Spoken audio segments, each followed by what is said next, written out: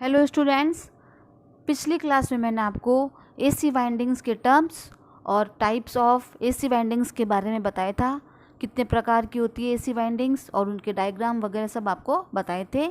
आज का जो वीडियो है अपना वो डीसी वाइंडिंग्स है और डीसी वाइंडिंग हमेशा आर्मेचर के ऊपर स्थापित की जाती है।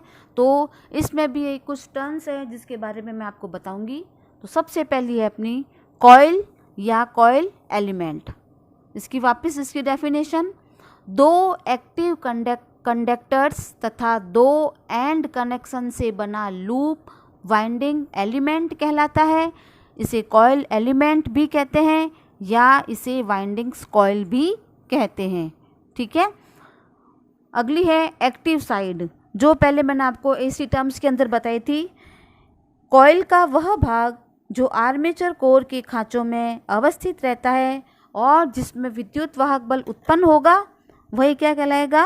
Active side. ठीक है ना। और प्रत्येक कॉइल के अंदर दो एक्टिव साइड होती है, जैसे कि इस डायग्राम के अंदर आपको दिख रहा है। इसकी दो एक्टिव साइड कौन सी हो गई? ए बी और सी और डी, ये दो इसकी एक्टिव साइड हो गई।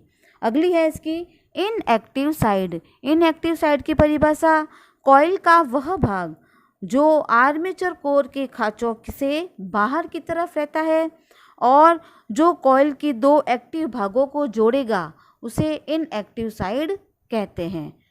इनएक्टिव साइड हमेशा कॉइल में दो प्रकार की होती है। एक तो होती है फ्रंट एंड कनेक्शन और एक होता है बैक एंड कनेक्शन, जो इस डायग्राम के अंदर बताया हुआ है। बैक एंड कनेक्शन और front end connection. Coil lead. Coil lead क्या होती है? किसी भी कॉइल के संयोजन के लिए प्रयोग किए जाने वाले उसके आरंभ और अंत सिरा कॉइल लीड कहलाती है। ये इसकी कॉइल लीड्स, आरंभिक सिरा और कॉइल का अंतिम सिरा कॉइल लीड कहलाता है। ठीक है। अगली है पोल पिच। पोल पिच किसे कहते हैं? कि दो संगत पोल के बीच की दूरी पोल पिच कहलाती है। यह एक संख्या के रूप में होती है। क्या होगी? एक संख्या के रूप में होगी, जो आर्मेचर में स्लॉट या आर्मेचर में चालकों की संख्या के रूप में।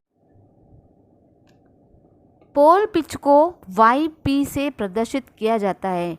वाई का मतलब पिच और पी का मतलब पोल। ठीक है ना। तो वाई पी बराबर स्लॉट की कुल संख्या बटा पोल्स की संख्या, और वाई पी का मान चालकों की कुल संख्या बटे पोल की संख्या। यदि आपको पूछे कि कोई एक आर्मेचर है, उसमें 48 चालक दिए हुए हैं या 24 स्लॉट दिए हुए हैं और 4 पोल है, तो इसमें पोल पिच का मान कितना होगा? तो इसका फॉर्मूला लगा करके इसका मान अपन निकालेंगे। यदि चालकों का निकालना है तो चालकों की संख्या बटा पोल की संख्या कर देंगे। चालकों की संख्या टोटल कितनी दे रखी है अपने को? 48। तो 48 में 4 का भाग दे देंगे। 4 कितने दे रखे इसमें? पोल। तो 48 में 4 का भाग दिया तो अपने को कितने मिल गए? 12 चालक।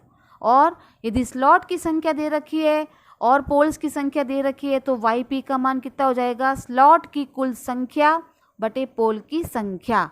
स्लॉट की संख्या अपने को 24 दे रखी है इस क्वेश्चन में, तो 24 बटे 4 करेंगे और इसको काटने पर इसका आंसर आ जाएगा 6 स्लॉट। और यह भी क्या होती है? एक संख्या के रूप में आ गई। अब अगली है कॉइल स्पान या कॉइल पिच। एक कॉइल की दो एक्टिव साइड के बीच विद्यमान स्लॉट अथवा चालकों की संख्या कॉइल स्पान या कॉइल पिच कहलाती है। यानी एक कॉइल होगी, उसकी जो दो एक्टिव साइड होगी उसके बीच में जितने भी स्लॉट आएंगे या जितने भी चालकों की संख्या आएगी वही उसकी कॉइल स्पैन या कॉइल पिच कहलाती है। और इसे वाई एस से प्रदर्शित करेंगे। एस का मतलब स्पान और वाई का मतलब पिच। तो कॉइल पिच को या coil span Y S equal to slot की कुल संख्या बटे पोल की संख्या। स्लॉट को अपन एस से प्रदर्शित करते हैं तो एस बटा पी यानी पोल की संख्या इज इक्वल टू के या स्लॉट आ जाएगा। के की जगह कोई भी संख्या आ जाएगी और स्लॉट आ जाएगा। और वाई एस चालकों की संख्या बटे पोल की संख्या। चालकों को अपन इंग्लिश में कंडक्टर्स बोलते हैं, तो सी और पोल्स को पी, तो सी अपॉन पी इक्वल टू के का मतलब कोई भी एक संख्या, तो इसमें आ जाएगा चालकों के रूप में वह संख्या अपने को मिल जाएगी। अगली बैक पिच। एक कॉइल की दो एक्टिव साइड के बीच की दूरी बैक पिच कहलाती है। यह दूरी भी स्लॉट या चालकों की संख्या के रूप में व्यक्त होगी और इसे YB से प्रदर्शित करेंगे। ठीक है, यानी एक कॉइल की दो एक्टिव साइड्स होगी, उसके जो बीच की दूरी होती है उसे बैक पिच कहते हैं और वह भी YB से प्रदर्शित करते हैं। B का मतलब बैक पिच। अब अगली फ्रंट पिच। एक कॉइल की अगली है अपनी फ्रंट पिच। फ्रंट पिच क्या होती है? दूसरी कॉइल की प्रथम एक्टिव साइड तथा प्रथम कॉइल की दूसरी एक्टिव साइड के बीच की दूरी फ्रंट पिच कहलाती है, जो स्लॉट की संख्या और चालकों की संख्या के रूप में व्यक्त होगी और इसे YF से प्रदर्शित करेंगे। ठीक है, तो ये एक डायग्राम है, उससे अपन बैक पिच और फ्रंट पिच को देखेंगे। ये कॉइल नंबर 1, ये देखो इसके अंदर ये है जो एक कॉइल नंबर 1 और ये है कॉइल नंबर 2। अब सबसे पहला बैक पिच। बैक पिच क्या होती है कि एक कॉइल की दो एक्टिव साइड के बीच की दूरी, तो कॉइल नंबर ये 1 है, इसकी दो एक्टिव साइड कौन सी हो गई? एक तो ये और एक ये वाला, तो इन दोनों की जो बीच की दूरी हो गई उसे बैक पिच कहते हैं। जहाँ पे बैक पिच है वहाँ पे YB लिखा हुआ है। ठीक है, अगली है फ्रंट पिच। फ्रंट पिच की परिभाषा, दूसरी कॉइल की प्रथम एक्टिव साइड तथा प्रथम कॉइल की दूसरी एक्टिव साइड के बीच की दूरी फ्रंट पिच कहलाती है। ये देखो इस डायग्राम के अंदर बताया हुआ है आपको कि दूसरी कॉइल की, ये कॉइल नंबर 2 हो गई, दूसरी कॉइल की प्रथम एक्टिव साइड ये रही और पहली कॉइल की दूसरी एक्टिव साइड ये वाली, इन दोनों के जो बीच की दूरी होगी उसे YF से प्रदर्शित करेंगे। YF का मतलब फ्रंट पिच। ठीक है, अगली परिभाषा, औसत पिच किसे कहते हैं? औसत का मतलब एवरेज। एवरेज पिच क्या होती है? फ्रंट पिच YF तथा बैक पिच YB का औसत पिच कहलाएगा। YA बराबर YF प्लस YB अपॉन 2। औसत कैसे निकालते हैं अपन? A प्लस B बटा 2, यानी जितनी भी राशि होती है उन दोनों को जोड़ के जितनी होगी उसमें उसका भाग दे देते हैं, उससे अपना एवरेज निकल जाता है। ऐसे कैसे इसमें भी अपन औसत पिच निकालेंगे। अगली परिणामी पिच यानी रिजल्टेंट पिच। दो संगत कॉइल की प्रथम एक्टिव साइड्स की दूरी परिणामी पिच YR कहलाती है। यह भी स्लॉट और चालकों की संख्या में व्यक्त होती है। जैसे कि देखो पीछे जो एक डायग्राम है उसमें मैं आपको समझाऊंगी कि परिणामी पिच कौन सी होती है। ये है उसका रिजल्टेंट पिच YR। अगली मल्टी लेयर या मल्टी कॉइल वाइंडिंग। जब प्रत्येक आर्मेचर स्लॉट में 2 से अधिक कॉइल साइड स्थापित किए जाते हैं उसे मल्टी कॉइल वाइंडिंग्स कहते हैं।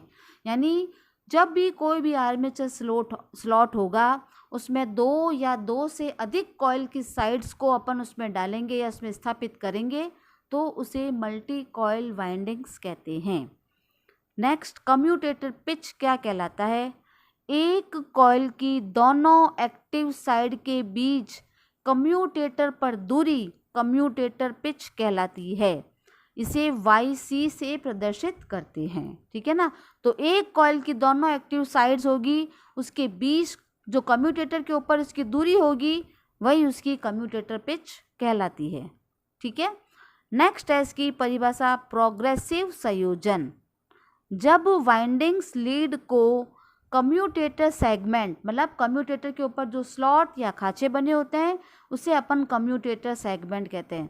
कम्यूटेटर सेगमेंट के साथ इस प्रकार संयोजित किया जाता है कि वह एक दूसरे को ओवरलैप नहीं करे, यानी एक दूसरे को काटे नहीं, उसे ओवरलैप कहते हैं। और वाइंडिंग के आगे बढ़ने की दिशा में ही आगे बढ़े, उसे प्रोग्रेसिव संयोजन कहते हैं और इसे YC यानी कम्यूटेटर पिच का मान, और इसमें कम्यूटेटर जो पिच होगा उसे YC से लिखते हैं और उसका मान +1 रखा जाता है। ठीक है ना, वापस बोल रही हूँ, वाइंडिंग्स लीड को कम्यूटेटर सेगमेंट के साथ इस प्रकार संयोजित किया जाता है कि वह एक दूसरे को ओवरलैप नहीं करे और वाइंडिंग्स के आगे बढ़ने की दिशा में ही वो आगे बढ़े, उसे प्रोग्रेसिव संयोजन कहते हैं। ये इसका डायग्राम, ये कॉइल नंबर फर्स्ट, ये कॉइल नंबर सेकंड, ये दोनों एक दूसरे को ओवरलैप नहीं कर रही है और आगे बढ़ने की दिशा के अंदर ही आगे बढ़ रही है, तो इसे अपन प्रोग्रेसिव संयोजन कहते हैं। और ये है जो इसका कम्यूटेटर सेगमेंट्स बने हुए हैं नीचे। ठीक है, अगली है रिट्रोग्रेसिव संयोजन। क्या होगी? रिट्रोग्रेसिव संयोजन। जब वाइंडिंग लीड को कम्यूटेटर सेगमेंट्स यानी कम्यूटेटर में जो खांचे बने होते हैं के साथ इस प्रकार संयोजित करते हैं कि वह एक दूसरे को ओवरलैप करे और वाइंडिंग के आगे बढ़ने की विपरीत दिशा में आगे बढ़े, और इसमें जो कम्यूटेटर जो पिच होगा उसका मान -1 रखा जाएगा, उसे रिट्रोग्रेसिव संयोजन कहते हैं। प्रोग्रेसिव संयोजन और रिट्रोग्रेसिव संयोजन एक दूसरे का अपोजिट होता है। अगर आपको बोले कि यदि वाइंडिंग्स होती है जो एक दूसरे को ओवरलैप नहीं करती है और आगे बढ़ने की दिशा के अनुसार ही वाइंडिंग बढ़ती है, तो उसे प्रोग्रेसिव संयोजन कहेंगे। और यदि वाइंडिंग एक दूसरे को ओवरलैप करे और वाइंडिंग्स के आगे बढ़ने की विपरीत दिशा के अंदर वो आगे बढ़े, तो उसे रिट्रोग्रेसिव संयोजन कहते हैं। और इसमें जो YC यानी कम्यूटेटर पिच का मान -1 रखा जाता है। ये है इसका रिट्रोग्रेसिव संयोजन का डायग्राम।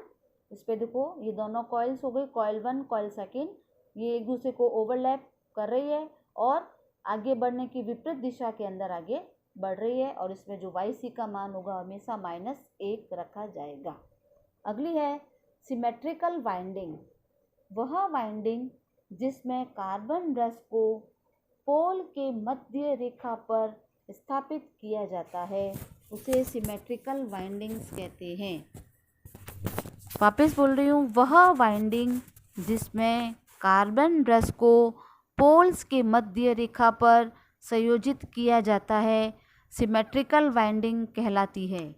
जब कॉइल लीड को ऐसे कम्यूटेटर सेगमेंट से संयोजित किया जाता है कि वह कॉइल के पार्श्वों के मध्य रेखा पर हो, जैसे कि डायग्राम, इसके अंदर ये कार्बन जो ब्रश लगा हुआ है, ये नीचे कार्बन ब्रश है, ये कॉइल्स एक साइड, ये कॉइल की दूसरी साइड, और ये पोल्स लगे हुए हैं, कि वह वाइंडिंग जिसमें कार्बन ब्रश को पोल्स की मध्य रेखा पर स्थापित किया जाता है, ये पोल है, इसकी जो मध्य रेखा है उसके ऊपर कार्बन ब्रश को स्थापित किया गया है, उसे सिमेट्रिकल वाइंडिंग्स कहते हैं। और तथा कॉइल लीड को ऐसे कम्यूटेटर सेगमेंट से संयोजित किया जाता है, यानी इसमें जो कॉइल लीड्स होगी उसको कम्यूटेटर के ऐसे सेगमेंट के साथ स्थापित करेंगे कि जो कॉइल के पार्श्वों के मध्य रेखा पर आए, कॉइल के जो पार्श्व साइड हो गई उसके मध्य रेखा के ऊपर आ जाता है। अगली है अनसिमेट्रिकल वाइंडिंग, जस्ट इसकी उल्टी, जिसमें कार्बन ब्रश को पोल की मध्य रेखा पर स्थापित नहीं किया जाता है और कॉइल लीड्स को ऐसे कम्यूटेटर सेगमेंट से संयोजित किया जाता है जो एक कॉइल के मध्य रेखा की एक और हो।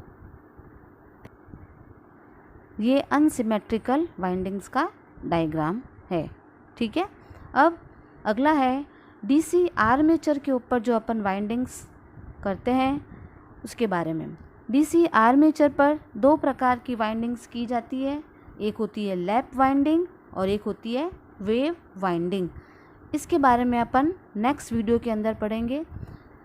जैसा कि आप लोगों ने पहले मेरे 2 वीडियो वाइंडिंग्स के बनाए हैं, उसमें आपने मुझे अच्छा रिस्पांस दिया है, अच्छे आपने व्यूज़ बढ़ाए हैं मेरे, तो मैं चाहती हूँ कि अगले जो भी मैं नेक्स्ट वीडियो बनाऊँ उस पर आप ऐसा ही अच्छा रिस्पांस दें ताकि मैं आप लोगों के लिए और भी अच्छा कर सकूं। Thank you.